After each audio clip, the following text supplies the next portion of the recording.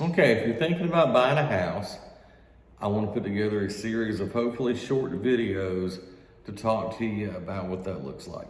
Not a lot of fancy editing, not a lot of jokey stuff. It's not like my listing videos with a lot of, just us sitting here talking one-on-one kind of. So I want to approach these videos how I would if I stopped selling real estate tomorrow and I was truly fully fiduciary, which I am now. But if my mom or family, friends came to me and said, hey, you used to be in the business, we want to buy a house, what should we do? The very first thing I would tell you need to do is build your team, okay? And that means finding the right agent and hiring them and finding the right lender. Before you do anything else, that's what I would tell you to do. Let's find an agent, let's interview them, sit down with what the agent's gonna call a buyer's consult, where they can show you what it looks like to buy a house, kind of like what I'm gonna do over these next few videos, and you can interview them, and honestly, they can interview you and see if you feel like you're gonna be a good fit for each other, okay? I did another video, it's gonna be 30 seconds, questions that you should ask your agent. I want you to watch that and get an idea of what interviewing an agent looks like, okay? I also believe there's 17 questions an agent needs to ask prospective clients to see if they're a good fit. So, taking that as a separate video, let's talk about why you should build your team first. Let me tell you a story. So, a couple of years ago, probably 21, might have even been 20, I don't know. I was listing a house in Colonial Village here in the middle of Lebanon. Market was crazy hot. You know, it was during COVID, and things were just selling so fast and over asking price. So I'm putting the sign in the yard, and this lady rolls up to me, rolls her window down, and she says, hey, is this house for sale? Now, I'm kind of a smart ass, and I look at my sign that says for sale, and I look at her, like, yeah, it says for sale. And she said, great, I've got $250,000 cash, and I'm trying to buy a house. I said, I appreciate you telling me that. We're gonna list this house at $280, and it's gonna sell for over $300. And she said, but I've got $250,000 cash.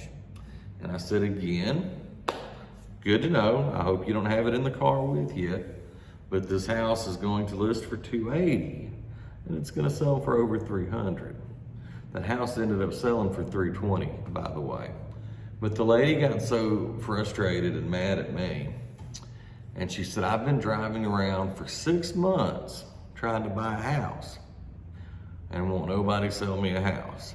So here's a person with funds, they had the ability to purchase, but they didn't have any idea of the market, and they didn't have a game plan, and they didn't have a real estate agent to give them a game plan or an idea of what the market looks like. So she'd wasted 6 months driving around, looking at signs, calling people, trying to do it probably the hardest way possible, and it wasn't working for her. So if you think you don't need an agent per se, or you want to involve an agent later on in the process, that's one of about 15 stories I could tell you from personal experience where people were late to the game hiring their agent, or they tried to do it without one, and it honestly went really awful for them. So I collect those stories, kind of like I collect guitars and how I used to collect comic books and action figures. So it's very important to me, in my opinion, even if you take me out of the equation, that before you do anything, you need to talk to an agent and hire them, okay? I don't say that because, you know, I want you to hire me. And while we're talking about that, one thing to think about, I may not be the right agent for you, depending on what your needs are, what your style is, I guess, as far as how you operate. We may not be a good fit. So that's another reason why it's important to sit down before you really start working with somebody and find out, are you a good fit for each other? And it's okay. I don't have to be a good fit for everybody. Everybody doesn't have to be a good fit for me. But you need to find somebody that is a great fit for you. So let's recap it. 5 minutes, that's not too long, hopefully. What's the first thing I'm gonna do when I'm thinking about buying a house? Let's build my team. Get the right agent, get the right lender, because who you work with matters.